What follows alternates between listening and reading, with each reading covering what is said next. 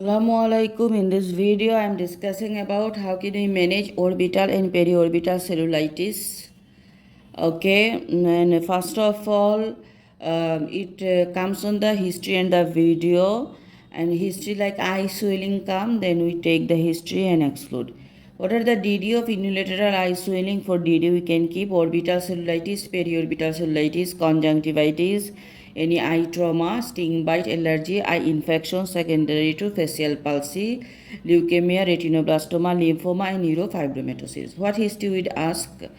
First of all, onset course, what increase and decrease, diurnal variations, eye symptoms, is it red, painful eye movement, affection of the red and color, green color visions, excessive lacrimation, oozing pus, any bulging eyes, light intolerance, is it affecting the upper or lower eyelids or both, any proptosis or chemosis, any swelling in any other part of the body and where started first.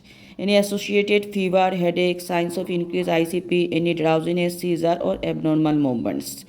Okay, is it preceded by sinusitis, any recent dental procedure, history of trauma, sting bite, or anaphylaxis, any family history of similar condition, any chronic illness, especially nephrotic syndrome, diabetes mellitus, and immunodeficiency, any drugs he is taking. What are the examination I will do? First of all, after involving my consultant, very important, involving my consultant, because if our DD orbital cellulitis, it is an emergency. We involve the ENT, ophthalmologist, neurologist if needed, or neurosurgeon. ABC, vitals, consciousness level, general examination for signs of sepsis, eye examination and ENT examinations, neurological examination we do. Then investigation we do the blood, CBC, CRP, SR and culture sensitivity, CT scan or MRI, CT of the orbit, sinuses or brain and MRI brain. Other are swabs from the eye if possible. What are the indication of CT scan? If you suspected orbital involvement, central neurological signs, inability to assess the eye movement or vision, bilateral edema, deterioration despite treatment. An indication MRI suspected intracranial involvement on CT. So CT are first condition deteriorating, orbital involvement, neurological signs, vision is hamper occur, bilateral edema, and MRI do when CT there is involvement, intracranial involvement. So some complication occur in cellulitis, orbital, periorbital, in eye and neuro.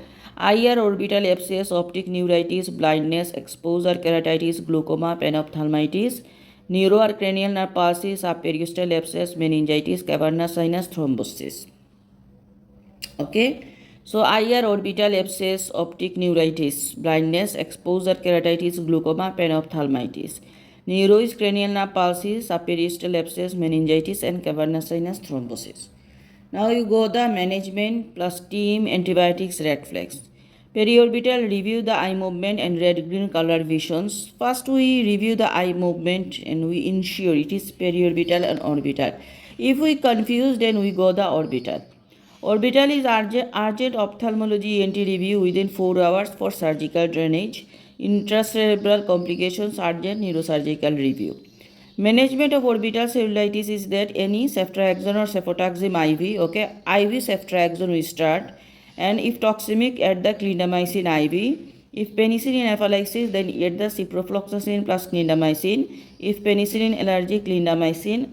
If improving, shift to the co-amoxiclav. And duration is 21 days and 6 weeks if bone involvement. Periorbital cellulitis, upper eyelid, co-amoxiclav oral, both eyelids severe or no improvement after 48 hours. Co-amoxiclav IV if penicillin allergy, and clindamycin if improving, shift to the co-amoxiclav oral. Duration is 14 days. What is the indication of admission of eye swelling? Suspected orbital involvement, high-grade fever, immunocompromised, no improvement after 48 hours of oral antibiotic and less than 1 year. So what is the cause?